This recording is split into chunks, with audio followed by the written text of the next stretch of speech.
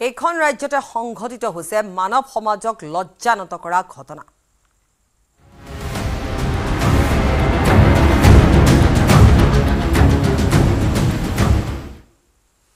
ধিঙৰ এখন গাঁৱত সংঘটিত হৈছে এই জঘন্য আৰু হৃদয় বিদাৰক ঘটনা। বিগত কেইবা মাহত একেখন গাঁৱত 20 গৰাকীতকৈও অধিক বয়োজ্যেষ্ঠ মহিলাক ডকাইতে ধৰ্ষণ কৰিছে। প্ৰথমে চলাই লুটপাট, তাৰ পিছত স্প্ৰে মাৰি অচেতন কৰে, তাৰ পিছত ঘৰত থকা মহিলাগৰাকীক ধৰ্ষণ কৰিছে ডকাইতৰ গেঙে। যোৱা নিশা ঘৰত লুটপাট চলাই এগৰাকী বৃদ্ধা 60 উৰ্ধৰ এগৰাকী বৃদ্ধাক ধৰ্ষণ কৰে ডকাইতৰ দলটোৱে। স্প্ৰে মাৰি বৃদ্ধাগৰাকীক প্ৰথমে অচেতন কৰি লৈ ঘৰত থকা লাম লাকটো সকলো লৈ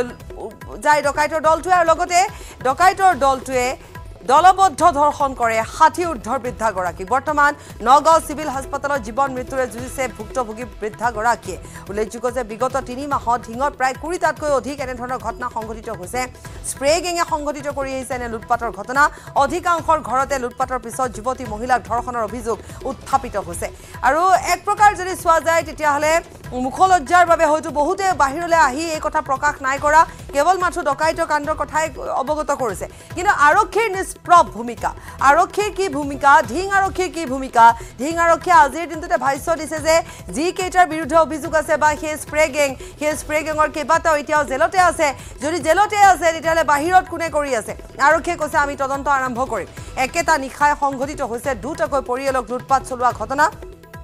ডকাইতে বিষাক্ত স্প্ৰে ব্যৱহাৰ কৰাৰ ফলত গুৰুতৰভাৱে অসুস্থ হৈছে 5জনকৈ লোক। ধিং আৰক্ষীৰ কাষ চাপিছে ভুক্তভোগী পৰিয়ালকেইটা, কিন্তু ধিং আৰক্ষীয়ে গোচৰ ৰুজু নকৰি আনকি তেওঁলোকে ঘৰলৈ পঠিয়াই দিয়ে। আৰু অভিযোগ আছে 4টা গোচৰ ইতিমধ্যে ভুক্তভোগী ৰুজু হৈছে। ধাৰাবাহিক লুটপাট তথা ধৰ্ষণৰ পিছতো স্প্ৰে গেঙৰ গ্ৰেপ্তাৰত ধিং আৰক্ষী এক প্ৰকাৰ ব্যৰ্থ।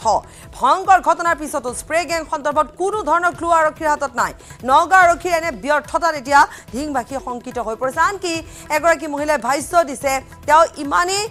ধিং আৰক্ষীৰ বিৰুদ্ধে তেওঁৰ খং ক্ষোভ, তেওঁ কৈছে যে এটা নিশা আমি ভালকৈ পাৰ কৰিব নোৱাৰোঁ, এটা নিশা আমি শান্তিৰে শুব নোৱাৰোঁ, আৰক্ষীৰ ওপৰত আমাৰ বিশ্বাস নাই, আৰক্ষীয়ে একো দালেই কৰিব নোৱাৰে। আনকি তেওঁ কোনো ৰাজনীতিবিদৰ কথাও তেওঁ আনকি উল্লেখ কৰা নাই। কিমান ক্ষোভত এগৰাকী মহিলাই সেই ভাষ্য দিব পাৰে? আমি আকৌ এবাৰ কৈছোঁ, ধিঙত এই ঘটনা সংঘটিত হৈছে, ধাৰাবাহিকভাৱে ডকাইতি কাণ্ড সংঘটিত হৈছে, কিন্তু তাৰ পিছতো ধিং আৰক্ষী শুই আছে নেকি? সেয়াহে এতিয়া ডাঙৰ প্ৰশ্ন। ধাৰাবাহিক লুটপাট ধৰ্ষণৰ পিছত এতিয়া উত্তাল হৈ পৰিছে, প্ৰতিবাদ সাব্যস্ত কৰিছে ছাত্ৰ সন্থাৰ উদ্যোগত ৰাইজ তথা ব্যৱসায়ী সন্থাই প্ৰতিবাদ সাব্যস্ত কৰিছে। ধিং বজাৰত ৰাজপথ অৱৰোধ কৰিছে, ধিংবাসীক নিৰাপত্তা প্ৰদানৰ দাবীত প্ৰতিবাদ কৰিছে দল সংগঠনে। লগতে ধিং থানাৰ ভাৰপ্ৰাপ্ত আৰক্ষী বিষয়াক নিলম্বন কৰাৰ দাবী জনাইছে। সংখ্যালঘু অধ্যুষিত অঞ্চলত ধাৰাবাহিকভাৱে অপৰাধ চলিছে, ধাৰাবাহিক লুটপাট ধৰ্ষণ কাণ্ডই জোকাৰিছে ৰাজ্য। প্ৰতিবাদকাৰীয়ে অন কেমেৰা এই জঘন্য কাহিনী বৰ্ণনা কৰিছে। আমি সেইসমূহ ভাষ্য আগবঢ়াই ল'ম। ধৰ্ষণ কৰাটো একে চিৰসত্য কথা, কাৰণ মহিলা হিচাপে গম পাওঁ যে এইটো কিবা এটা কৰিব লাগিব। ঘৰৰ সা সামগ্ৰী মানে গোটেই লণ্ডভণ্ড হৈ আছে, গোটেই বস্তু লৈ গৈছে, তাৰমানে সম্পত্তি যিমান আছিল চব লৈ গৈছে। আৰক্ষী বাদ দিয়ক, আৰক্ষীয়ে একো কৰিবলৈ নোৱাৰে। আৰক্ষীক আপোনালোকে ওচৰৰে মানুহ এঘৰ এনেকৈ হেৰি কৰিছিলে, স্প্ৰে মাৰিছিলে, সেই মানুহজনী গৈ লৈ পেলাই তাত আমাৰ ধিং থানাত গৈ লৈ পেলাই FIR লিখিব ধৰিছিলে, মানুহজনীক উভতাই পঠিয়াই দিছে। আহাচোন আহক, আপুনি শুনক, আধা লিখি কাগজ অঁতৰাই দিছে। তেন্তে আমি কিমান সুৰক্ষিত এইটো চবে আৰক্ষীয়ে, এইগৰাকী ভালকৈ দেখুৱাই দিয়ক আমি কিমান সুৰক্ষিত। আজি মোৰ ঘৰত মই আৰু মোৰ মানুহজন, আজি ৰাতি যে মই ভালকৈ শুব পাৰিম সেইটো মোক কোনো গেৰাণ্টি নাই, হয় নে নহয়? নাজানো সেইবিলাক সিহঁতৰ কথা, কিন্তু আমাক সুৰক্ষা লাগে। বেলেগ আমি একো নাজানো, কিন্তু আমাক এতিয়া সুৰক্ষা লাগে। সেইটো কৰিব পাৰিবনে নোৱাৰে? সেইটো মুখ্যমন্ত্ৰীৰ কথা আমি বাদ দিলোঁ। মুখ্যমন্ত্ৰী আৰু এইবিলাক আমি নাজানো ৰাজনীতি সিমান, সেইটো মুখ্যমন্ত্ৰীয়ে যি কয় তেওঁৰ কথা সিমানেই ক'লোঁ। কাৰণ ইয়াত এনেকুৱা কৈছে বেলেগ জেগাত গৈ লৈ পেলাই তেওঁলোকে যিখিনি মানে উন্নত দেখাব লাগে সেইখিনি কৰি দিছে। গতিকে মুখ্যমন্ত্ৰীয়ে দেখিব যে এইটো ভালকৈ চলাইছে, হয়নে নহয়? কিন্তু আমাক কি কৈছে, ইয়াততো চাবলৈ নাহে, আমি গাঁৱত কেনেকৈ আছোঁ সেইটোতো চাবলৈ নাহে। আজি ৰাতিকৈ মই যে ভালকৈ অকণমান শুম সেইটো মোক কোনো গেৰাণ্টি নাই। আমাৰ সৈতে আছে বিধায়ক প্ৰশান্ত ফুকন ডিব্ৰুগড়ৰ আমি তেওঁৰ সৈতে এবাৰ কথা পাতিম এই গোটেই বিষয়টো ডাঙৰীয়া যদি আপুনি চাই আপুনি মোক শুনিছে নিশ্চয় এই গোটেই বিষয়টো অকল ঢিঙৰ বিষয় হৈ থকা নাই এতিয়া এই গোটেই বিষয়টো আচলতে ইমান চাঞ্চল্যৰ সৃষ্টি কৰিছে কিমান শিহৰণকাৰী এটা ঘটনা সংঘটিত হৈছে য'ত এখন সংখ্যালঘু ঠাইত সংখ্যালঘু অঞ্চল এই অঞ্চলটো য'ত এনেধৰণে 20 ঘৰকৈ লোকক এতিয়ালৈকে স্প্ৰে মাৰি ডকাইতি কৰাৰ লগতে মহিলাসকলক ধৰ্ষণ কৰাৰ ঘটনা সংঘটিত হৈছে আপুনি শুনিছে নিশ্চয় কালি 60 উৰ্ধৰ এগৰাকী মহিলাক ধৰ্ষণ কৰিছে হয় এটো সঁচা কথা ক'বলৈ গ'লে বৰ দুৰ্ভাগ্যজনক কথা এই যেটো আজি প্ৰায় 20টা কে ঘটনা এনেকুৱা ধৰণৰ ঘটনা হৈ গৈছে এই ঘটনা লৈ চৰকাৰে বা আমাৰ পুলিচ প্ৰশাসনে যথেষ্ট চিন্তিত হৈছে আৰু এই কথাটো লৈ পুলিচ প্ৰশাসনে যথেষ্টখিনি ব্যৱস্থা হাতত লৈছে এইটো এটা পাৰ্টিকুলাৰ ডাঙৰীয়া আপুনি চিন্তিত হৈছে পুলিচ প্ৰশাসন কেতিয়া চিন্তিত হৈছে যেতিয়া ঘটনাবোৰ ঘটি গ'ল এটা ঢিং আৰক্ষীৰ কথা আপুনি নিশ্চয় আপুনি শুনিব ঢিং আৰক্ষীয়ে একো ব্যৱস্থাই গ্ৰহণ কৰা নাই ডাঙৰীয়া স্কেল দি জুখি দিব নোৱাৰো আপোনাক কিমান চিন্তিত হৈছে এইটো আপোনাক স্কেল দি জুখি দিব নোৱাৰো আপুনি তেনেকে নকব ক'ত চিন্তিত হৈছে বুলি যদি কৈছে কি চিন্তিত নাই হোৱা নেকি চৰকাৰ আমি চিন্তিত নাই হোৱা নেকি আপুনি দেখা নাই নেকি এইটো বিষয় লৈ আমাৰ ফালৰ পৰা যিখিনি ব্যৱস্থা ল'ব লাগে আমি সকলোখিনি ব্যৱস্থা হাতত লৈছে আৰু আগন্তুক দিনত এইবিলাক বিষয় লৈ আমাৰ চৰকাৰ বৰ কনচাৰ্ন আমি চৰকাৰে এই বিষয় লৈ পেলাই আমি এইবোৰ বিষয় লৈ পেলাই আপুনি যেতিয়া কথাখিনি কৈছে আপুনি কথাটো দৃষ্টিগোচৰ কৰক আমাৰ আপোনাৰ ওপৰত বিশ্বাস আছে ৰাইজৰ বিশ্বাস আছে গতিকে আপুনি যেতিয়া এই কথাখিনি কৈছে গুৰুত্ব সহকাৰে ল'ব আমিও আশা কৰিম যে এই ঢিং আৰক্ষীৰ বিৰুদ্ধে ৰাইজৰ অভিযোগ আছে যে তেওঁলোকৰ ওচৰলৈ গৈ মোৰ কথাখিনিও শুনক ডাঙৰীয়া যে এফআইআৰ লিখোতে এফআইআৰখন অতৰাই দিয়াৰ দৰে কথা ঘটিছে এফআইআৰখন অতৰাই দিছে ঢিং আৰক্ষীয়ে সেই কথাটো আপুনি কওক কিন্তু আপুনি চিন্তিত কথাটো বুলি কথাটো যে কৈছে সেইটোৰ ওপৰত মোৰ ৰিজেনমেণ্ট আছে চিন্তিত আপুনি যেনেকে চিন্তিত আমিও চৰকাৰ থকা হিচাপে আমিও চিন্তিত কিমান কেইটা ঘটনা সংঘটিত হৈছে এতিয়ালৈকে কোকৰাঝাৰত এগৰাকী 70 উৰ্ধৰ মহিলাক বলৎকাৰৰ দৰে ঘটনা সংঘটিত হৈছে কালি 60 উৰ্ধৰ এগৰাকী মহিলাক ধৰ্ষণৰ দৰে ঘটনা সংঘটিত হৈছে নিৰাপত্তা ক'ত আছে ডাঙৰীয়া এই গোটেই কথাবিলাক আপোনালোকে সকলোখিনি কথা চোৱা চিতা কৰক আপোনালোকৰ সচেতন ৰাজ্যৰ দৰকাৰ আছে এইখিনি কথাত কেনেকুৱা এৰিয়াত হৈছে কোনখিনি মানুহে কৰিছে কি কাৰণে তেওঁলোকৰ এডভান্টেজ হৈছে এই কথাখিনি সকলোৱে চোৱা চিতা কৰা অত্যন্ত প্ৰয়োজন আছে বুলি মই ভাবিছো এতিয়া আপুনি আপোনাৰ ফালৰ পৰা যদি আপুনি ভাবে যে কেনে ধৰণে আগবঢ়াটো উচিত হ'ব আৰক্ষীৰ ক্ষেত্ৰতে হওক বা চৰকাৰখনে কেনেকুৱা ধৰণৰ ব্যৱস্থা এই বিশেষকৈ মই আকৌ কৈছো ঢিঙৰ দৰে অঞ্চলত ঘটিছে কিন্তু সেই কথাটোৱে মই কৈছো আৰু এই কথাটো লৈ অলৰেডি চৰকাৰৰ লগত আৰু পুলিচ ঊৰ্ধ্বতন কৰ্তৃপক্ষৰ লগত মই এইটো কথাটো যোৱাকালিও কথা পাতিছো মই নিজে ব্যক্তিগতভাৱে তেওঁলোকক কৈছো যে স্পেচিয়েল টাস্ক ফৰ্চ লগাই হলেও এই যিকেইজন এই গেংটোক অতি সোনকালে ধৰাৰ ব্যৱস্থা কৰিব লাগে আৰক্ষীয়ে কৈছে যে যিকেইটাৰ নাম আছে যিকেইটা ডকাইতে পূৰ্বতে সংঘটিত কৰিছে ঘটনা তেওঁলোক জেলতে আছে অৰ্থাৎ তেওঁলোকে এইটো কথা ক'ব বিচাৰিছে নতুনকৈ এটা দলৰ তাত যেন জন্ম হৈছে হ'ব পাৰে এতিয়া মোৰ কথা হ'ল কি এইখিনি কথা পুলিচে কৰিব লাগিব এইখিনি আমিতো কৰিব নোৱাৰো এইকাৰণে পুলিচক কৈছো যোনে আছে পুলি পোখা উঘালি এই গোটেই কথাটো আপোনালোকে কৰক যিটো ৰাইজৰ কাৰণে সহায় হ'ব নহ'লে এখন মংগলকামী চৰকাৰৰ এনেকুৱা ধৰণৰ কথাবিলাকত সদায় আমাৰ কাৰণে এটা বিপদজনক কথা হৈ পৰে সেইটো কাৰণে আমিও very much concern we are very much concern আমাৰ মুখ্যমন্ত্ৰী মহোদয় ভেৰি মাছ কনচাৰ্ন এই কথাখিনিৰ কাৰণে আমাৰ ফালৰ পৰা আমি কৈছো যাতে অতি সোনকালে এই যিটো gang A gang B gang C gang যিখিনি আছে সেইখিনিক অতি সোনকালে কৰায়ত্ব কৰাৰ ব্যৱস্থা কৰিব লাগে ধন্যবাদ জনাইছো এয়া আছিল প্ৰশান্ত ফুকন ডাঙৰীয়া আৰু ইতিমধ্যে তেওঁ গোটেই বিষয়টো লৈ পেলাই তেওঁ যি ধৰণে কথাখিনি উল্লেখ কৰিছে সেই মৰ্মে যদি চোৱা যায় তেতিয়াহ'লে তেনেধৰণে যদি সকলোৱে বিষয়টো গুৰুত্ব সহকাৰে লয় তেতিয়াহ'লে নিশ্চিতভাৱে খুব সোনকালে জালত পৰিব আৰু সিমানখিনি গুৰুত্ব সহকাৰে এগৰাকী বিধায়ক বা এগৰাকী আমি মন্ত্ৰীৰ কথা নকওঁ গুৰুত্ব সহকাৰে ল'ব লাগিব এটা বিভাগ আৰু সেইটো হৈছে আৰক্ষী বিভাগ গতিকে সেই আৰক্ষী বিভাগটোৱে কিমান গুৰুত্ব সহকাৰে ল'ব সেয়া লক্ষণীয় হ'ব আমি আকৌ এবাৰ কৈছো তাত কি ঘটিছিল ৰাইজৰ কিছু ভাষ্য আছে আমি আগবঢ়াই ল'ম ওলাইছে আপোনালোকক অনুৰোধ কৰিছোঁ মাননীয় মুখ্যমন্ত্ৰী ছাৰলৈ অনুৰোধ থাকিল অনতি পলমে আমাৰ নাৰী নিৰ্যাতনটো বন্ধ কৰক য'ত স্প্ৰে কৰিছে তাত নাৰী নিৰ্যাতনটো হৈছে প্ৰত্যেক ঘৰ মানুহতে তাতে সত্ৰ মাটি এইখন খলগুৰি সত্ৰ এইটো বৰ ডাঙৰ কথা হৈছে নাৰী নিৰ্যাতনটো আপোনালোকেও জানে আমিও জানো অনতি পলমে ইয়াৰ উচিত ব্যৱস্থা কৰিবলৈ মানে ছাৰলৈ মই মুখ্যমন্ত্ৰী ছাৰলৈ অনুৰোধ কৰিছোঁ চেলাইন এটা দিলে বেজী দিলে এই হেৰিও দিছে অক্সিজেনো দিছে এনেকৈ চকুকেইটা এনেকৈ মেলে আকৌ এনেকৈ দিয়ে বোৱাৰীজনী অকণমান আগত ফোন কৰিছে মই বোলো তুমি গুচি আহা, মই কাইলৈ গুৱাহাটী গুচি যাম, স্কুল বহিব এতিয়া। তেওঁ তেতিয়া মানে মোক কৈছে আপুনি কালিলৈ থাকক। আৰু কিমান এটা দুৰ্বিষহ কেনেকুৱা ধৰণৰ এটা আচলতে বৰ্ণনা কৰিব নোৱাৰা এটা পৰিৱেশ তাত সৃষ্টি হৈছে। কিমান ভয় কৰিছে তেওঁলোকে, আতংকিত হৈ পৰিছে ওচৰ চুবুৰীয়া। আমি এই মুহূৰ্তত যাম, আমি যিহেতু গোটেই কথাখিনি আমি পাতিম। আমাৰ সৈতে আছে, হয়, আমি আপোনাৰ ওচৰলৈ আহিছোঁ। গোটেই কথাখিনি যদি আমি চাওঁ তেতিয়াহ'লে নৱজিৎ ভাগৱতী, আপুনি এটা শিহৰণকাৰী ঘটনা যাক আমি বৰ্ণনা কৰিব পৰা এটা অৱস্থাত আজি তাৰিখত নাই। হয় পাপৰি, অতি জঘন্য ঘটনা। আৰু এইটো এটা ডিজাইন। মই প্ৰথমে ক'ম যে এইটো এটা হ'ল ডিজাইন, যে ইয়াত এটা ঘটনা সংঘটিত হোৱা নাই। এটা ঘটনাত পোহৰলৈ আহিছে যে অকলশৰীয়া বৃদ্ধা মহিলা এগৰাকীৰ ক্ষেত্ৰত যেতিয়া এই ঘটনাটো সংঘটিত হ'ল, অচেতন হৈ মানুহগৰাকী পৰি আছিল। অচেতন হৈ মানুহগৰাকী পৰি থকাৰ পিছত ওচৰ চুবুৰীয়া যেতিয়া গৈ তেওঁক উদ্ধাৰ কৰিলে, এক বিভৎস জঘন্য, যাক বৰ্ণনা কৰিব নোৱাৰি ভাষাৰে, তেনেকুৱা এটা অৱস্থাত তেওঁক উদ্ধাৰ কৰিলে। আনকি তেওঁৰ অন্তৰ বস্ত্ৰ যি আছিল আন লোকে আনি দিব লগা হৈছে আৰু অচেতন অৱস্থাত পিন্ধাইছে। লোকসকলৰ বাইট আছে। সেই অঞ্চলটোৰ লোকসকলে কৈছে, অন কেমেৰা কৈছে কেনেদৰে জঘন্যভাৱে সেই ঘটনাবোৰ সংঘটিত হৈছে আৰু কেনেকুৱা অৱস্থাত সেই অকলশৰীয়া অৱস্থাত মহিলাগৰাকীক, বৃদ্ধা মহিলাগৰাকীক, 67 ইয়াৰ্ছ হ'ব সেই মহিলাগৰাকী, অৰ্থাৎ 67 বছৰ, 67 বছৰীয়া মহিলা এগৰাকীক ধৰ্ষণ কৰিছে বিভৎস ঘটনাৰে। প্ৰথমে স্প্ৰে মাৰিছে, লুটপাট কৰিছে, তাৰপিছত ধৰ্ষণ কৰি এৰি থৈ গৈছে আৰু ঘৰৰ সকলো লুটি নিছে। অৱস্থা কেনেকুৱা আছে মহিলাগৰাকীৰ, যে নগাঁৱৰ চিভিল হস্পিটেলত পৰি আছে মহিলাগৰাকী। তাৰপিছত প্ৰথমে অচেতন অৱস্থাত আছিল, তাত এতিয়া চেলাইন দি ৰাখি থৈছে, সকলো কথা বৰ্ণনা কৰিছে। এইটো ঘটনা পোহৰলৈ আহিছে এইবাবেই যে তাত অকলশৰীয়া অৱস্থাত এগৰাকী মহিলা আছিল আৰু সেই বৃদ্ধ মহিলাগৰাকীক ওচৰ চুবুৰীয়া লোকে উদ্ধাৰ কৰিলে। উদ্ধাৰ কৰাৰ পিছত তেওঁক এই অৱস্থাত হাস্পতালত নিয়া হ'ল। কিন্তু ইয়াৰ পূৰ্বে বহুত ঘটনা ঘটি গৈছে। শলমাৰী সত্ৰত হৈছে, কান্ধুলিমাৰীত হৈছে, আউনীআটী সত্ৰত হৈছে, এই সকলো ঠাইতে একোটা ঘটনা সংঘটিত হৈছে, এনেধৰণৰ ঘটনা। কিন্তু তাৰ লোকসকলে, যাৰ ল'ৰা আছে, যাৰ ছোৱালী আছে, যাৰ নাতিপুতি আছে, তেওঁলোকৰ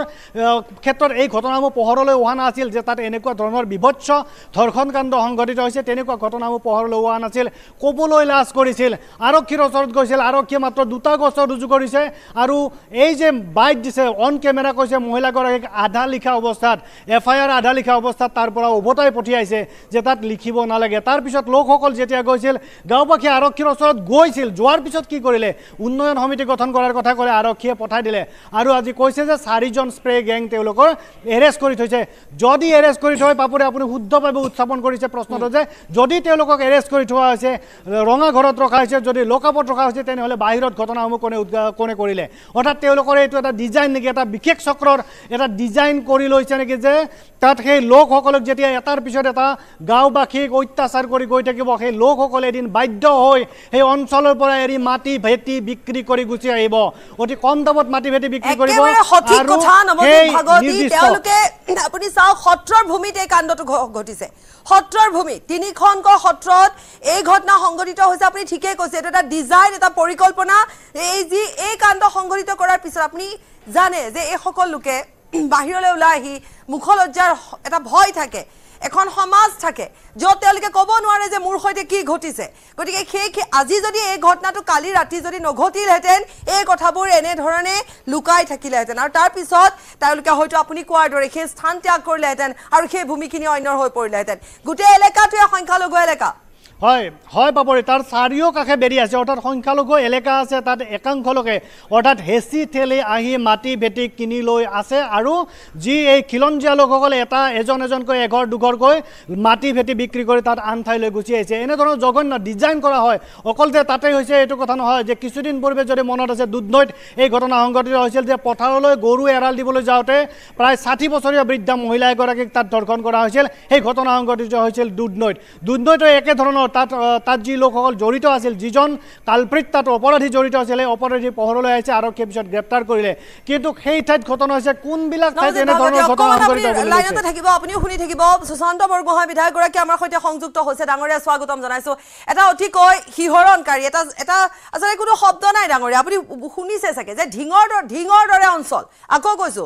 সংখ্যালঘু অধ্যুষিত অঞ্চল 3খনকৈ সত্ৰত ভূমিত এনেধৰণৰ নৃশংস ঘটনা সংঘটিত হৈছে য'ত ডকাইতি কৰি স্প্ৰে কৰি ডকাইতি কৰি অচেতন কৰি মহিলাক ধৰ্ষণৰ দৰে ঘটনা কালি 60 ঊৰ্ধৰ এগৰাকী মহিলাক ধৰ্ষণ কৰা হৈছে ডাঙৰীয়া প্ৰতিক্ৰিয়াও জানিম আৰু কি কৰিব লগা আছে আচলতে কিমান কি কৰিব বাকি আছে সেই কথাখিনি জানিম এই সুৰক্ষাৰ দিকটোত এই ধৰণৰ নৰপিকাবিলাক যোৱা সময়খিনিত সাহস কৰা নাছিলে যেতিয়া লোকসভা পিছত কিছু ফলাফল দেখা পোৱা গ'ল তাৰ পিছতে এনে ধৰণৰ ঘটনাৰ বৃদ্ধিয়ে অতি উদ্বেগজনক আৰু যোৱা সময়ছোৱাত তেওঁলোকক যেনে ধৰণে শাস্তি দিয়া হৈছে আজি তেনে ধৰণৰ শাস্তি বিহিলেহে তেওঁলোকে এইবিলাকৰ পৰা আমাৰ যিবিলাক ৰাইজ আছে ৰাইজে পৰিত্ৰাণ পাব এনে ধৰণৰ কিছু ঘটনা যিবিলাক ঘটনাত একেবাৰে ৰাজনৈতিক কিছুমান থাকে ৰাজনৈতিক সংযোগ মানে পৰিৱেশ পৰিস্থিতি ৰাজনৈতিক কিছু দলে যেতিয়া এনে ধৰণৰ উদগনি জনায় তেতিয়াহ'লে এনে ধৰণৰ ঘটনাবিলাক আমি দেখিবলৈ পাওঁ আৰু এই অঞ্চলত হয়তো সাহস নকৰে কাৰণে আমাৰ এই অঞ্চললৈ আহিবলৈ সাহস নকৰে কিন্তু এই ধৰণৰ ঢিং আদি অঞ্চলবিলাকত আমি যিসকল মহিলা বা যিসকল আমাৰ লোক আছে সেইসকলে ভয়তে থাকিবলগীয়া হৈছে আৰু মই ভাবো মানে আপুনি তেওঁলোকৰ যদি আপুনি ভাষ্য শুনিব বৰগোহাঁই ডাঙৰীয়া তেওঁলোকে এনেকুৱা এটা ভয়ত আছে তেওঁলোকৰ ঘৰত স্বামী আছে পুত্ৰ আছে তাৰ পিছতে একগৰাকী মহিলা যাৰ বয়স 60 ঊৰ্ধৰ তেওঁলোকে নিশাটো কটাবলৈ ভয় কৰিছে কালি যেটো ঘটনা সংঘটিত হ'ল যাক বৰ্ণনা আমি কৰিব নোৱাৰো আৰু এটা কথা আমি এই মুহূৰ্তত যেহেতু নৱজিত ভাগৱতীৰ সৈতে আমি কথা পাতি আছিলো আমাৰ সেই সময়ছোৱাত এটা কথা এটা পইণ্ট আসলে মনলৈ আহিছিলে যে এই ভূমিসমূহ বেদখল কৰিবৰ বাবে এনে ধৰণে ৰাইজৰ ওপৰত এটা অত্যাচাৰ চলায় নিৰ্মম অত্যাচাৰ চলায় যাতে তেওঁলোকে তাৰ পৰা আঁতৰি আহে আৰু তেওঁলোকে দখল কৰিবৰ বাবে এনেকুৱা ধৰণৰ এটা পৰিকল্পনা হ'ব পাৰে নেকি এই সংখ্যালঘু এলেকাৰ এই সকল লোকৰ আমি এটা সময়ত দেখিছিলো আৰু ৰাজনৈতিক শক্তি নাথাকিলে পিছফালে এনে ধৰণৰ সাহস কেতিয়াও কৰিব নোৱাৰে আমি দেখিলো 2021 চনৰ পিছত এই শক্তিবিলাক প্ৰায় নাইকিয়া হয় কিন্তু লোকসভা নিৰ্বাচনৰ পিছতে হঠাতে তেওঁলোকে সাহস পাইছে মূৰ দাঙি থিয় হৈছে আৰু আমি আশা কৰিম যে দৃষ্টান্তমূলক শাস্তি দিব লাগে যাতে ভৱিষ্যতে এনে ধৰণৰ জঘন্য ঘটনা সেই অঞ্চলবিলাকত নহয় তাকে বিচাৰিছে যে দৃষ্টান্তমূলক শাস্তি বিহিব লাগে আপোনাক ধন্যবাদ জনাইছো নুমল মমিন ডাঙৰীয়া আপুনি আমাৰ সৈতে পোনপটীয়াকৈ সংযুক্ত হৈ আছে মই আপোনাক পাম নিশ্চয় মমিন ডাঙৰীয়া ইতিমধ্যে আপুনি আটাইখিনি কথা শুনিছে ইয়াত আৰু আকৌ আপোনাক মই গোটেইখিনি কথা কৈ প্ৰশ্ন নকৰো কিন্তু কথাটো হৈছে এই সুৰক্ষা এই নিৰাপত্তা এই ঢিঙৰ দৰে অঞ্চলত চাওক আপুনি এনেকুৱা এটা গেং যি স্প্ৰে কৰে অচেতন কৰে আৰু 20 ঘৰকৈ লোকক এনেধৰণে কাণ্ড সংঘটিত কৰিছে নিৰ্মম নিৰ্লজ্জ ঘটনা কি কৰা যায় এই গোটেই কথাখিনি আপোনাৰ সৈতে পাতো নাই যিগৰাকী 60 বছৰীয়া এগৰাকী বিধায়ক বুলি ক'ব লাগিব অবিবাহিত নাৰী তেখেতৰ ওপৰত যিটো ঘটনা হ'ল সেইখিনি থুলমূলকৈ কিছু আভাস মই পাইছোঁ গতিকে এইটো এটা বৰ ঘৃণনীয় কাৰ্য সকলোৱে একেখাৰে এইটো হিন্দু মুছলিম বুলিয়ে নহয় এগৰাকী ভাৰতীয় নাগৰিক হিচাপে অসমবাসী হিচাপে সকলোৱে একেমুখে তাক ধিক্কাৰ দিব লাগে আৰু এই ঘৃণনীয় কাৰ্যবিলাকৰ দোষীক উচিত শাস্তি দিব লাগে বুলি সকলোৱে ক'ব আৰু আজি মই যিটো জনামতে 3 গৰাকী ব্যক্তিক অলৰেডি এৰেষ্ট কৰিছে মই অলপ আগতে সুপাৰিনটেণ্ডেণ্ট অফ পুলিচ স্বপ্নিল ডেকাৰ সৈতে বাৰ্তালাপ কৰিছিলোঁ আৰু এইটো একশ্যন পুলিচৰ ফালৰ পৰা আৰম্ভ হৈছে আৰু তাত অতিৰিক্ত আৰক্ষী নিয়োগ কৰা হ'ব নে অতিৰিক্ত আৰক্ষী হয় হয় এইটো ফৰেনচিক লেবত এইটো কৰা হৈছে গোটেইখিনি ৰিপৰ্ট অহাৰ পিছতে তাৰ ওপৰত কেনেকুৱা ব্যৱস্থা ল'ব এইটো চৰকাৰে বা আমাৰ হোম ডিপাৰ্টমেণ্টে পুলিচ ইয়াৰ ওপৰত ব্যৱস্থা ল'ব মমিন ডাঙৰীয়া কিন্তু মমিন ডাঙৰীয়া তাত হৈছিল কি যে এগৰাকী মহিলাক আৰক্ষীয়ে এফআইআৰখন লিখিব নিদি উভতাই পঠাইছে ঠিং আৰক্ষীয়ে তেনেধৰণৰ ঘটনা হৈছে এদিন এটা ঘটনা নহয় যে 3 গৰাকী লোকক বা 3জন অপৰাধীক এৰেষ্ট কৰা বুলি কৈছে সেইটোৱে যথেষ্ট নহয় অৰ্থাৎ 20 গৰাকীকৈ লগৰ এনেদৰে ঘটনা হৈছে হলমাৰী সত্ৰত হৈছে আউনীমাৰী সত্ৰত হৈছে কান্দুলিমাৰী গাঁৱত হৈছে অৰ্থাৎ এই লোকসকলে ওলাই অহা নাছিল আজি ওলাই আহি ৰাস্তাত প্ৰতিবাদ কৰিছে পথ অৱৰোধ কৰিব লগা অৱস্থা হৈছে এনেকুৱা ঘটনা কিয় হ'ল এনেকুৱা এখন চৰকাৰ থাকোতে আপোনালোকে গৈ তেনেকুৱা লোকসকলৰ ওচৰত থিয় নিদিয়ে কিয় না নিশ্চয়কৈ সেই ঘটনাবোৰ প্ৰকাশ কেতিয়া পাইছে মইতো আজি এতিয়া মই কৰিমগঞ্জত আহিছোঁ অলপ আধা ঘণ্টামানৰ আগতে মই কথাখিনি গম পাইছোঁ নিশ্চয়কৈ কাৰণ যোৱা লোকসভা নিৰ্বাচনত মই সেইখিনিতে তাতে কেম্পেইন কৰি আছিলোঁ তাত তেনেকুৱা ধৰণৰ কোনো ব্যক্তিয়ে মোক অৱগত তেনেকুৱা ধৰণৰ কথাৰ ওপৰত কোৱা নাই তো গতিকে হয় যদি সেইটো সময়ত যদি কোনোবাই মোক কোৱাহেঁতেন আপুনি আজি এইটো প্ৰশ্ন সুধিবই নাপালেহে মোক গতিকে আজি যেতিয়াহে আমি এতিয়া খবৰটো পাইছোঁ ইয়াৰ পিছতে আমি কি ব্যৱস্থা ল'ব লাগে আমিও কথা পাতিম অলৰেডি মই উইদিন হাফ এন আৱাৰ ঘটা গম পোৱাৰ পিছত আৰক্ষী মমিন ডাঙৰীয়া আৰক্ষী স্মাৰ্ট আমাৰ আৰক্ষী আজিকালি স্মাৰ্ট আমাৰ আৰক্ষী আজিকালি আমি চিনেমা দেখাৰ দৰে যেন আমাৰ আৰক্ষী আজিকালি তেনেকুৱা যেন বোধ হয় তেনেকুৱা ধৰণৰ এটা ভাৱধাৰা আমাৰ মাজত আনি দিয়া হৈছে ধিং আৰক্ষীয়ে উভতাই পঠিয়ালে প্ৰথম কথা তাৰপিছত আজি যেতিয়া ঘটনাটো ঘটিল ধিং আৰক্ষীয়ে ক'লে যিকেইটা কালপ্ৰিট আছিলে ডকাইত আছিলে আগৰে পৰা জেলত আছে তাৰ মানে ইমান দিনে তেওঁলোকে ধিং আৰক্ষীক ওচৰলৈ যেতিয়া অভিযোগকাৰী গৈছিলে তেওঁলোকে গুৰুত্ব দিয়া নাছিলে কাৰণ তেওঁলোকৰ মন মগজুত সোমাই আছিলে যে যিকেইটা ডকাইত আছে সোমাই আছে জেলত আৰু যে ডকাইত তাত উদ্ভৱ হ'ব পাৰে আৰু যে এটা গেং হ'ব পাৰে তেওঁলোকে ভবাই নাই স্প্ৰে মাৰি ডকাইতি কাৰণে এটা ঘটনা ডাঙৰীয়া বহুকেইটা ঘটিছে এতিয়া কথা হৈছে ইমানবোৰ ৰাজ্যত ঘটনা ঘটিছে কোকৰাঝাৰটো ঘটিছে আৰক্ষীয়ে কিয় কথাবোৰ গুৰুত্ব সহকাৰে নলয় কিয় ওলাই নাহে কিয় বিহিত ব্যৱস্থা গ্ৰহণ নকৰে আৰক্ষীৰ ওচৰত যদি এফআইআৰ দিবলৈ গৈ পেলাই যদি লোৱা নাই তেতিয়াহ'লে দিছ ইজ আনাডাৰ ক্ৰাইম আৰক্ষীয়ে কিয় এইটো গোচৰ নল'ব আজি এতিয়া যিটো আপোনাৰ ডিৰেকশ্যন আছে সুপ্ৰিম কোৰ্টৰ যে আপুনি 24 ঘণ্টাৰ ভিতৰতে কেছ ৰেজিষ্টাৰ কৰিব লাগিব লোৱাটো দূৰৰে কথা কেছ ল'বও লাগিব ৰেজিষ্টাৰো কৰিব লাগিব আৰু পিক আপ কৰি লগে লগে এইটো তাৰ ওপৰত বিহিত ব্যৱস্থা ল'ব লাগিব যদি আৰক্ষীয়ে গোচৰটো লোৱা নাই তেতিয়াহ'লে ইয়াৰ ওপৰতো তদন্ত হ'ব আৰু আমাৰ চৰকাৰে যিখিনি কৰিবলগীয়া সকলোখিনি কৰিব আপোনালোকে ইয়াৰ ওপৰত হেৰি কৰিব নালাগে মই আপোনালোকক কৈছোঁ যে মুখ্যমন্ত্ৰী ডক্টৰ হিমন্ত বিশ্ব শৰ্মা ডাঙৰীয়াই তেওঁ কঠোৰতকৈ কঠোৰ ব্যৱস্থা ইয়াৰ ওপৰত ল'ব আৰু আমি এইটোৱে আশ্বাস দিব পাৰোঁ যে এগৰাকীও ভাৰতীয় মহিলাক এনেকৈ হাৰাশাস্তি কৰিব দিয়া নহ'ব আৰু তাৰ কাৰণে যিখিনি ব্যৱস্থা আমাৰ চৰকাৰে ল'ব লাগে সেইখিনি সম্পূৰ্ণ ব্যৱস্থা ল'ব আৰু যিটো কৈছে পুলিচৰ থানাত এফআইআৰ নল'লে সেইটোতো বিৰাট ডাঙৰ এটা ক্ৰাইম কাৰণ আজিকালি পুলিচে হেৰি এফআইআৰ নলওঁ বুলি ক'বই নোৱাৰে আৰু লৈ পেলাই উইদিন 24 আৱাৰ্ছ ক'ৰবাত মিলামিলি কৰি থ'ম বুলিও নহয় ৰেজিষ্টাৰ কৰিব লাগিব 24 ঘণ্টাৰ ভিতৰত যদি কম্প্ৰমাইজ হয় বেলেগ কথা কিন্তু এই ক্ৰিমিনেল কেছবিলাকতো কম্প্ৰমাইজ হোৱাৰো কথা নাথাকে তো তেনে ক্ষেত্ৰত যদি পুলিচে কোনোবাই গাফিলতি কৰিছে ডেফিনেটলি তাৰ ওপৰতো ইনকুৱাৰী কৰা হ'ব আৰু যথাচিত ব্যৱস্থা ইয়াৰ ওপৰত লোৱা হ'ব আৰু গতিকে এতিয়া যিখিনি কথা কৈছে যে আমাৰ সত্ৰত মহিলাসকলক তেনেকৈ অপদস্থ কৰিছে বা স্প্ৰে গেংগে হেৰি কৰিছে এইটোৰ ওপৰত আমি কঠোৰতকৈ কঠোৰ ব্যৱস্থা ল'ম এইটো কাৰণে আপোনালোকে চিন্তা কৰিব নালাগে কিন্তু এই ঘটনাটো যিখিনি কাৰণ মই এইটোৱে দুখ পাইছোঁ আপোনালোকে কৈছে বহুত দিনৰ পৰা হৈছে কাৰণ মই যেতিয়া এপ্ৰিল মে মাহৰ ইলেকশ্যনৰ কাৰণে মই 1.5 মাহ তাত আছিলোঁ ইলেকশ্যন কেম্পেইন কৰি কিন্তু কোনো এটা জেগাৰ পৰা মোক আহি পেলাই কোনেও তেনেকুৱা ধৰণৰ কমপ্লেইনটো নিদিলে যদি দিয়াহেঁতেন মই তেতিয়াই সেইটো সময়তে তাৰ ওপৰত মুখ্যমন্ত্ৰী ডাঙৰীয়াক অৱগত কৰিলৈ আৰু একশ্যনটো হ'লে হয়তো তেতিয়া যদি তেখেতসকলে কোৱাহেঁতেন এই 60 বছৰীয়া মহিলাগৰাকী হেৰি নহ'লে হয় গতিকে যে কি নহওক আপোনালোকে যেতিয়া এইটো ফ'কাছত আনিছে চৰকাৰে ইয়াৰ ওপৰত সুন্দৰ ব্যৱস্থা ল'ব আৰু দোষীক যথাযোগ্য শাস্তি দিবলৈ কাৰণে যিখিনি ব্যৱস্থা ল'ৰ জৰিয়তে হয় একৰ্ডিং টু দ্য ল আমি সেইটো কৰিম নিশ্চয় ধন্যবাদ জনাইছোঁ আপোনাক আপোনালোকৰ দৃষ্টিগোচৰ কৰাই আচলতে আমাৰ এটা উদ্দেশ্য আছিলে নৱজিত ভাগৱতী আপোনাৰ ওচৰলৈ আহিছোঁ নাজানো কিমান দূৰ সফল হ'ব পাৰে বা কিমান দূৰ সুৰক্ষা দিব পাৰে কিন্তু কথা হৈছে সেইসকল মহিলা তাত থকা যিসকল মহিলা 3খনকৈ গাঁৱৰ কথা আপুনি কৈছে তেওঁলোক সুৰক্ষিত নহয় তেওঁলোকে এটা নিশা পাৰ কৰিবলৈ ভয় কৰিছে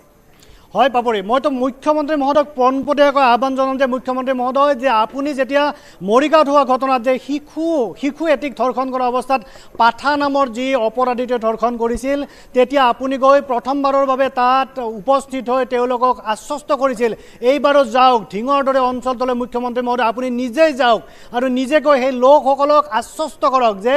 তাত এইখন চৰকাৰ থকালৈকে আপুনি একো কৰিব নিদিয়ে কাকো যে তেওঁলোকৰ জীৱন আৰু সম্পত্তি আপুনি নিৰাপত্তা দিব সুনিশ্চিত কৰিব সেই কথা আপুনি নিশ্চিত কৰক কাৰণ সেই ধিং অঞ্চলটোৰ চাৰিওফালে বেৰি আছে একাংশ সন্দেহজনক লোকে সেই কথা যেহেতু আপুনি বাৰে বাৰে কৈ আহে যে সময় পালে আপুনি কয় সেই কথা কৈ আহিছে গতিকে আপুনি নিজে যাওক লোকসকলক আশ্বস্ত কৰক আৰু তেতিয়াহে হয়তো আৰক্ষীৰ গা লৰিব আৰক্ষীয়ে বিষয়টো গুৰুত্ব দি ল'ব আৰু গুৰুত্ব সহকাৰে ল'ব আৰু আৰক্ষীয়ে সেই দিশত কৰ্মকুশলতাৰে আগবাঢ়িব মুখ্যমন্ত্ৰী মহোদয়ক মই বাৰে বাৰে কাটৰ আহ্বান জনাইছোঁ আৰু সেই লোকসকলেও আহ্বান জনাইছে যে তেওঁলোকক নিৰাপত্তা সুনিশ্চিত কৰিব লাগে তাত বেলেগ কোনো কথা নাই আন কোনো কথা নাই এইটো ডেম'গ্ৰাফিক ডিজাইন এইটো অঞ্চলটো তাত নিজৰ কেপচাৰ তাত নিজৰ আয়ত্তলৈ আনিবৰ বাবে তাত সেই অঞ্চলটোত সেই যে মুষ্টিমেয় সংখ্যক লোক আছে তেওঁলোকৰ বিৰুদ্ধে এইটো এটা পৰিকল্পিতভাৱে আৰম্ভ কৰা হৈছে পৰিকল্পিতভাৱে তেওঁলোকক টৰ্চাৰ কৰা হৈছে, নিৰ্যাতন কৰা হৈছে আৰু ধৰ্ষণৰ দৰে জঘন্য অপৰাধ সংঘটিত কৰা হৈছে। তাত আনকি জীয়ৰী বোৱাৰীৰ লগত কৰা নাই, বৃদ্ধা মহিলাসকলক কৰা হৈছে, যাতে তেওঁলোকৰ ল'ৰাসকলে তেওঁলোকৰ ছোৱালীসকলে তাত নিৰাপত্তাহীনতাত ভুগি সেই অঞ্চলৰ পৰা আঁতৰি আহে। সেইটোৱে ডিজাইন বাপুৰি।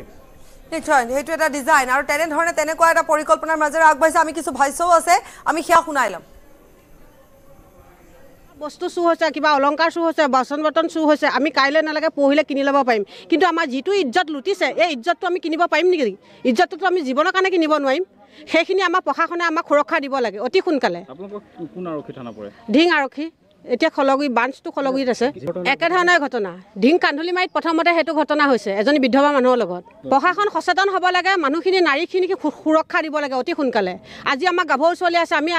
গাভৰু ছোৱালী আশাত ঘৰ এৰি থৈ গুচি যাম, কাইলৈ গাভৰু ছোৱালীজনীয়ে মোক এৰি থৈ গুচি যাব, হয়তো মোক লিজ্জত লুটিব, কাইলৈ গাভৰু ছোৱালীজনী লুটি যাব। আমাৰ ঘৰ এৰিবলৈ এতিয়া ভয় হৈছে, আলহী আহিবও ভয় হৈছে। এটা ভয়, এটা শংকা, এটা সংশয়ৰ মাজত তেওঁলোকে এটা দিন কটাবলগীয়া হৈছে। শিলাদিত্য ডাঙৰীয়া, আপুনি আমাৰ সৈতে সংযুক্ত হৈছে, আপুনি গোটেই কথাখিনি ইতিমধ্যে জানিছে, মই আকৌ বিশদভাৱে নিশ্চয় নকলেও হ'ব। গতিকে এই ক্ষেত্ৰত কি ক'ব? আচলতে প্ৰতিক্ৰিয়া বুলি নহয়, মানে এনেকুৱা এটা শংকাৰ মাজতে দিন অতিবাহিত কৰিবলগীয়া হৈছে তেওঁলোকে। এইগৰাকী মহিলাৰ ক্ষেত্ৰত এইটো নোহোৱা হ'লে এই কথাবোৰ হয়তো পোহৰলৈ নাহিলেহেঁতেন হয়।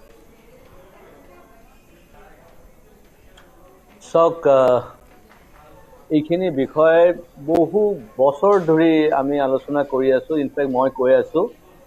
যে য'ত মুছলিম পপুলেশ্যন 20% অধিক হৈ যায় তাতে ক্ৰাইম ৰেটটো বাঢ়ি যায়। আৰু এইটো সঁচা কথা যে গোটেই অসমৰ যদি আমি ষ্টেটিষ্টিক্স চাওঁ, যদি 100টা ক্ৰিমিনেল কেছেছ হৈ আছে, 80টা কেছ আপুনি বাংলাদেশী মুছলমানে কৰা কেছ আপুনি চাব। সেয়া আপোনাৰ ৰেপ কেছে হওক, মাৰ্ডাৰ কেছে হওক, বা ধৰা মাটিৰ কেছে হওক, যি প্ৰকাৰৰ ক্ৰিমিনেল কেছ 80% আপুনি চাব বাংলাদেশী মূলৰ মুছলমানসকলে কৰি আছে।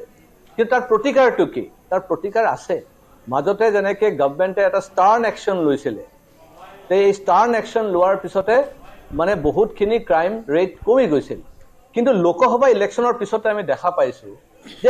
তেওঁলোকে এটা মনোবল পাইছে যেন, এজ ইফ বিজেপি চৰকাৰ মানে অলপ সংখ্যাটো কমি যোৱাৰ কাৰণে ভাবিছে যে তেওঁলোকৰ চাগে মানে এতিয়া আকৌ দপদপানি বাঢ়ি গৈছে। কিন্তু এইটো নহয়। আজি অসমত যদি আমি ডেমক্ৰেটিকেলি চাওঁ, এতিয়াও বিজেপি ইয়াতে ভাল মানে চিট জয়লাভ কৰিছে আৰু আগবাঢ়ি গৈ আছে। ডাঙৰীয়া, যে আপোনালোকক অৰ্থাৎ 2016 আৰু 2021 আপোনালোকক নিৰ্বাচন কৰিছে, বিজেপি চৰকাৰক নিৰ্বাচন কৰিছে, এই লোকসকলে যাতে তেওঁলোকৰ জীৱন আৰু নিৰাপত্তা সুনিশ্চিত কৰিব পাৰে, সন্দেহযুক্ত বাংলাদেশৰ আগ্ৰাসনৰ পৰা আপোনালোকে তেওঁলোকক সুনিশ্চিত কৰিব পাৰে, নিৰাপত্তা দিব পাৰে। কিন্তু তাৰপিছতো ঢিংবাসীয়ে এনেকুৱা অৱস্থাৰ সন্মুখীন কিয় হ'ব লগা হৈছে? তাৰপিছতো আৰক্ষীয়ে ব্যৱস্থা নলয়, আৰক্ষীয়ে থানাৰ পৰা উভতাই পঠায়। অন কেমেৰা কৈছে যে মহিলা এগৰাকীয়ে তাত অভিযোগ দিবলৈ যাওঁতে আধা লিখা অৱস্থাত তেওঁলোকক উভতাই পঠাইছে। কিয় এই ধৰণৰ ঘটনা সংঘটিত হ'বলৈ পাইছে? চাওক, এতিয়া হৈছে কি, আমি যদি ঢিঙৰ ওচৰতে আমি আলিপুখুৰী সত্ৰত যাওঁ, তাতে সত্ৰাধিকাৰ নিজে তাত ৰাতি থাকিব নোৱাৰে, এনেকুৱা এটা পৰিস্থিতি। আপুনি বৰদোৱা, আপুনি আলিপুখুৰী, আপুনি কুবাইকাটা, এই অঞ্চলবিলাকত য'ত আমাৰ সত্ৰ আছে, সত্ৰবিলাকত সত্ৰাধিকাৰ থাকিব নোৱাৰে, এনেকুৱা এটা পৰিস্থিতি। এইটো আজিৰ পৰিস্থিতি নহয়, এইটো বহু বছৰ ধৰি চলি আহি আছে। ইয়াক ঠিক কৰিব হ'লে কিন্তু আৰু বহুত মানে ষ্ট্ৰেংথ লৈ পেলাই কাম কৰিব লাগিব, আৰু ৰাইজ ওলাই আহিব লাগিব, অসমীয়া ৰাইজ ওলাই আহিব লাগিব। মই এটা কথা কওঁ, আজি আলিপুখুৰত গুৰুজনাৰ জন্মস্থান বুলি কোৱা হৈছে, বৰদোৱাত গুৰুজনাৰ জন্মস্থান বুলি কোৱা হৈছে। গোটেই অসমৰ কিমান অসমীয়া মানুহ তাত গৈ আছে কওক বছৰত। আজি যদি অসমত যদি শংকৰী যদি আমি ধৰি লৈছো যে 80% 90% শংকৰী মানুহ আছে, সকলোৱে গৈছে এইটো ঠাইত? কোনো যোৱা নাই, বহুত পাৰ্চেণ্টেজে যোৱা নাই। সেইকাৰণে মই ক'ব বিচাৰিছো যে আজি শংকৰদেৱৰ জন্মস্থান আমাৰ হাতৰ পৰা ওলাই গৈছে, তাৰপিছত কি অসমীয়া মানুহ ঘৰত বহি থাকিবনে? তাৰপিছত কি চিন্তা নহ'বনে? তাৰপিছত কি খালি চৰকাৰে কৰিব লাগিবনে? আৰু চৰকাৰক যেতিয়া ভোট দিবলৈ যাব তেতিয়া বিভাজন সৃষ্টি হ'বনে? যদি আমাৰ অসমীয়া মানুহৰ মাজতে আমি যদি আজি ৰাজনীতি লৈ যাওঁ, তেতিয়া বিজেপি, কংগ্ৰেছ, এজিপি, আঞ্চলিক দলৰ কথা আহি যায়। কিন্তু যদি বাংলাদেশী মূলৰ মানুহসকলৰ মাজত যদি ৰাজনীতি লৈ যায়, তেতিয়া ক'ব কেনেকে আমি মোদীক গুচাব পাৰিম, কেনেকে আমি ডক্টৰ হিমন্ত বিশ্ব শৰ্মাক গুচাব পাৰিম, সেইটোৱে আলোচনা তেওঁলোকৰ। সেইকাৰণে এইটো স্পষ্ট হৈ গ'ল যে মেৰুকৰণ হৈছে, ধৰ্মীয় মেৰুকৰণ ৰাজনীতি। সেইকাৰণে এই মেৰুকৰণ হোৱাৰ পিছত যদি আমি ষ্ট্ৰং একশ্যন ল'ব লাগিব, আজি প্ৰশাসনে সেই ব্যৱস্থাটো ল'ব লাগিব তেওঁলোকে লুকাই পেলাই ধামাচাপা দি লৈ লাভ নাই আৰু আমিতো এইটোও দেখা পাইছো যে মৰিগাঁও অঞ্চলত ধিং অঞ্চলত পুলিচ আৰক্ষীয়ে যেতিয়া গাড়ী লৈ যায় গাড়ী জ্বলাই দিয়ে ইমান তেওঁলোকৰ সাহস হৈ গ'ল কাৰণ ভাৰতবৰ্ষৰ কানুন ব্যৱস্থা যেটো সংবিধান এই সংবিধান যদি আৰু যদি ষ্ট্ৰং কৰা নহয় পুক্তা কৰা নহয় তেতিয়াহলে এই ধৰণৰ মানে ঘটনা ঘটি থাকিব নিয়োগ নকৰে কিয় অৰ্থাৎ যদি এনেকুৱা ঘটনা হৈছে এনেকুৱা পৰিস্থিতিৰ সৃষ্টি হৈছে যে তাত আৰক্ষীয়ে তাত চম্ভালিব নোৱাৰা হৈছে তেতিয়াহ'লে CRPF নিয়োগ কৰক আন সেনা নিয়োগ কৰক দৰকাৰ হ'লে কিন্তু পৰিস্থিতি হাতৰ পৰা ওলাই যাবলৈ কিয় দিছে দৰকাৰ হ'লে সেনা নিয়োগ কৰে হ'লেও আপোনালোকে নিয়ন্ত্ৰণ কৰিব লাগিব না এটোতো নিশ্চয় কৰিব লাগিব মানে এটা কথাটো হ'ল এই বিষয় লৈ পেলাই মইতো বহু বছৰ ধৰি লাগি আছো এতিয়াও লাগি আছো আৰু লাগি থাকিম কিন্তু কথাটো হ'ল চৰিত্ৰৰ কথা চৰিত্ৰ যে হলনি হোৱা নাই তেওঁলোকে যে বেসিক্যালি যে লেটাৰা এই লেটাৰা বস্তুটো আমি সদায় দেখা পাই আছো ঠিক আছে না এই কাৰণে মোৰ এটা ডাঙৰ অনুৰোধ হৈছে যে গোটেই অসমীয়া ৰাইজ সজাগ হ'ব লাগিব গভৰ্ণমেণ্টটো কৰি আছে কৰি থাকিব কিমান গুলি আহিব কক কিমান এনকাউন্টাৰ কৰিব কিন্তু এনকাউন্টাৰ যদি এটা এনকাউন্টাৰ কৰা যায় তো আৰু পাঁচটা মানে 100টা আৰু জন্ম লৈ লয় এনেকুৱা এটা পৰিস্থিতি হৈ গৈছে আজি সেই কেইদিনমান আগতে হুজাই ষ্টেচনত আলিমুদ্দিন নামৰ এজন বাংলাদেশী ল'ৰাক ধৰিছে ৰেলৱে ষ্টেচনত তাৰমানে তেওঁলোকে এতিয়াও প্ৰৱেশ কৰি আছে এইকাৰণে এই যেটো ক্ৰাইসিস এই ক্ৰাইসিসটো মিট আপ কৰিবৰ কাৰণে এইটো মই ভাবো যে কেন্দ্ৰ চৰকাৰ তাৰপিছত আমাৰ অসমীয়া ৰাইজ সকলোৱে মিলি পেলাই যদি আমি এইটো আন্দোলন নকৰো তেতিয়াহলে এই পৰিস্থিতি কন্ট্ৰোল কৰা বহুত টাফ হ'ব আৰু মই ভাবো যে এটা জৰতে মাৰিব লাগিব একদম গ্ৰাছ ৰুটতে মাৰিব লাগিব বস্তুটো আৰু তাতে যে বিধায়ক আছে দিহিঙৰ বিধায়ক দিহিঙৰ বিধায়ক যে আছে দিহিঙৰ বিধায়ক এবাৰ ইলেকশ্যন কণ্টেষ্ট কৰিলে এমপি তেওঁ বেয়াকে হাৰিলে তেওঁতো নিয়ন্ত্ৰণ কৰিব পৰা নাই তেওঁতো এজন মৌলানা মানুহ হয় তেওঁতো হজ কৰি অহা মানুহ হয় তেওঁ এইবিলাক শিক্ষা দি আছে নেকি আজি যদি বিধায়কসকলে যিসকল মানে বাংলাদেশী মুছলমানৰ ভোট পাই পেলাই জিকি MLA হৈছে তেওঁলোকে যদি সময়ো হৈছে আমাৰ নৱজিত ভাগৱতী আপোনাকো ধন্যবাদ জনাইছো বিষয়টো ৰাজনীতিকৰণ কৰা বিষয় নহয় আচলতে এই বিষয়টোৱে এটাই কথা ন্যায় হ'ব লাগে সুৰক্ষিত হ'ব লাগে মুখ্যমন্ত্ৰীগৰাকীয়ে বাৰম্বাৰ যেহেতু সেই অঞ্চলটোৰ কথা কৈয়ে থাকে তেওঁ ভালদৰে জানে জিঅ'গ্ৰাফিকেল গোটেইখিনি কথা তেওঁ বেছি ভালকৈ জানিব গতিকে তেওঁ যেহেতু বাৰম্বাৰ কৈ থাকে সেইসকল ৰাইজক সুৰক্ষা দিয়ক আৰু থাকিল বহিৰাগত যিসকল লোক এতিয়া প্ৰৱেশ কৰিছে সেইসমূহ নিয়ন্ত্ৰণৰ ক্ষেত্ৰত আৰু কি ব্যৱস্থা গ্ৰহণ কৰিব পাৰি সেই সন্দৰ্ভতো গুৰুত্ব প্ৰদান কৰক গতিকে উদ্দেশ্য আছিলে আমাৰ দৃষ্টিগোচৰ কৰা 4জন ব্যক্তি ইতিমধ্যে এৰেষ্ট কৰা হৈছে তেওঁলোকৰ পৰা ৰিকভাৰীও কৰা হৈছে স্প্ৰেও আমি পাইছোঁ কিন্তু এতিয়া তেওঁলোকেতো জেলতে আছে মই আজিও ৰাতিপুৱাই খবৰ কৰিছোঁ এতিয়া খবৰটো পালোঁ যে জেলতে আছে কিন্তু এতিয়া হয়তো নতুন গেং কোনোবা ফৰ্ম কৰিব পাৰে তাৰ কাৰণে আমি আকৌ নতুনকৈ তদন্ত কৰিব লাগিব যি তিনিজনক ধৰিছিলে তেওঁলোকৰ স্বীকাৰোক্তি কিবা পাইছিল নেকি যে আচলতে বাহিৰৰ পৰা ধৰা হৈছে আৰু এজন ব্যক্তি ইয়াত জড়িত আছে মই আৰু এজন দিগন্ত কলিতা আমাৰ সৈতে সংযুক্ত সময়ৰ পৰাও কিছু প্ৰতিক্ৰিয়া জানিলাম দিগন্ত কলিতা ডাঙৰীয়া বাৰম্বাৰ এই কথাবোৰ আচলতে পাতিয়ে থকা হৈছে তাৰ মাজত চকুৰ সন্মুখতে ইটোৰ পিছত সিটোকৈ এনেকুৱা ঘটনা সংঘটিত হৈ আহিছে গতিকে এই সুৰক্ষাৰ ক্ষেত্ৰত বা এতিয়া ধৰি লওক আমি যিখিনি ঠাইৰ কথা কৈ আছো দুখনকৈ সত্ৰ তাত আছে এখন গাঁও আছে গতিকে তাত থকা মহিলাসকল আজি নিৰাপদ নহয় এই একাংশ লোকৰ বাবে এনেকুৱা ঘটনা অসমত আজি কিছুদিনৰ পৰা হৈ আছে আৰু বিশেষ অঞ্চলবিলাকত মাননীয় মুখ্যমন্ত্ৰী মহোদয়ে সদায় এই সম্পৰ্কে মুখ্যমন্ত্ৰী ডাঙৰীয়াই বিভিন্ন সময়ত আপোনালোকৰ সংবাদ মাধ্যমত প্ৰকাশ কৰিছে আৰু এইটো বাস্তৱ কথা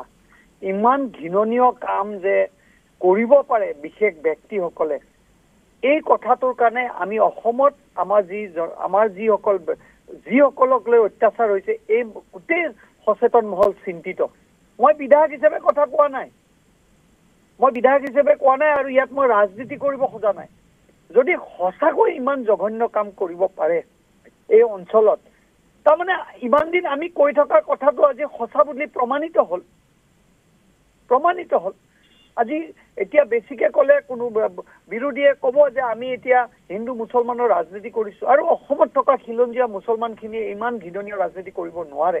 নাই সেই অঞ্চলটোতে আমি বাৰম্বাৰ এইটো কথাই কৈ আছো যে সেয়া বহিৰাগত বাহিৰৰ পৰা আহিছে ইয়াত আছে থিতাপি লৈছে তেওঁলোকক ভূমি লাগে সেইবাবে ভয় ভাবুকি খুৱাই যাতে সেইসকল লোক ওলাই যায় তেওঁলোকে তাত অবৈধ বেদখল কৰিব পাৰে এটা পৰিকল্পনা দিগন্ত কলিতা ডাঙৰীয়া সেইটোৱেতো কৈছো যে এখন গুৰুজনাৰ পবিত্ৰ স্থান যি স্থানৰ দাঁতিতে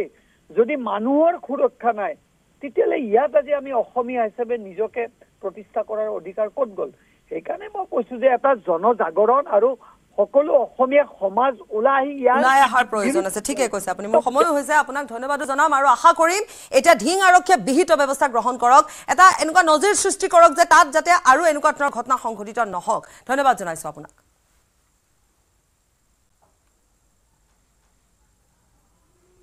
আৰু ব্ৰেকিং নিউজ এইখিনিতে তেল আৰু গেছ খণ্ডত আন্দোলন ধৰ্মঘটত নিষেধাজ্ঞা ছমাহৰ বাবে নিষেধাজ্ঞা জাৰি গৃহ বিভাগৰ ৰাজহুৱা স্বাৰ্থৰ প্ৰতি লক্ষ্য ৰাখি জাৰি কৰা হৈছে নিষেধাজ্ঞা তেল গেছ খণ্ডৰ বিষয়া কৰ্মচাৰী শ্ৰমিক টেংকাৰ চালক তথা খালাচীয়ে কৰিব নোৱাৰিব আন্দোলন এই নিষেধাজ্ঞা জাৰি কৰিছে অতিৰিক্ত মুখ্য সচিব অজয় তিৱাৰীয়ে